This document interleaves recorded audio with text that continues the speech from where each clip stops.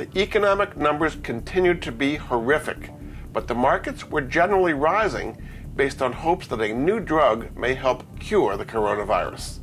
Congress's plan to help small businesses came back after having run out of money.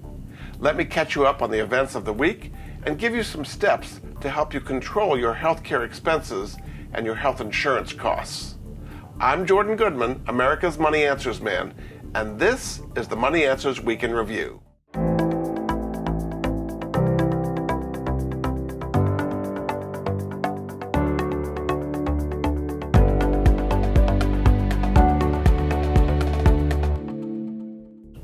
The number of Americans filing for unemployment rose by 4 million in the last week to a staggering 30 million in the past 6 weeks.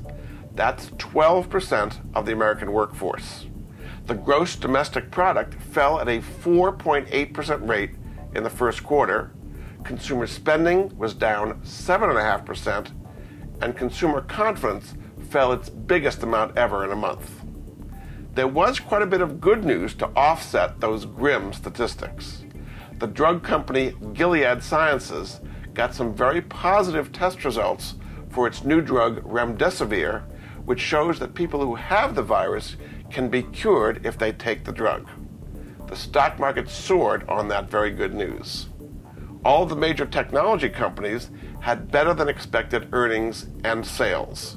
That included Microsoft, Amazon, Apple, Google, and Facebook. Some states, such as Alaska, Oklahoma, and Georgia, are reopening for business, and some businesses, like the car makers, are reopening and starting production again. Let's just hope that these reopenings do not set off a new wave of coronavirus pandemics.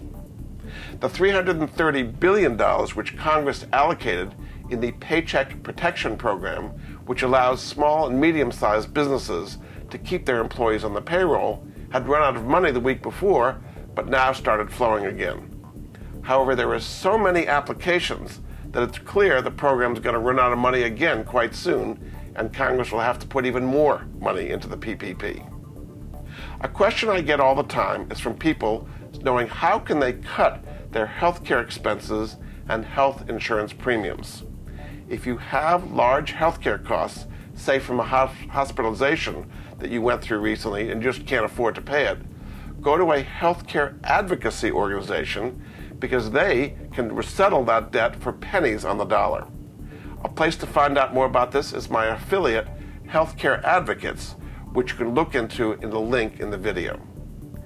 If you have health insurance premiums you just can't possibly afford, you can take a look into health cost sharing.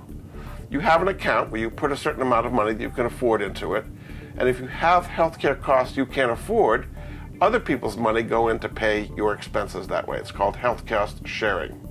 If you can find out more about this at my affiliate MetaShare, there's also a link in the video description.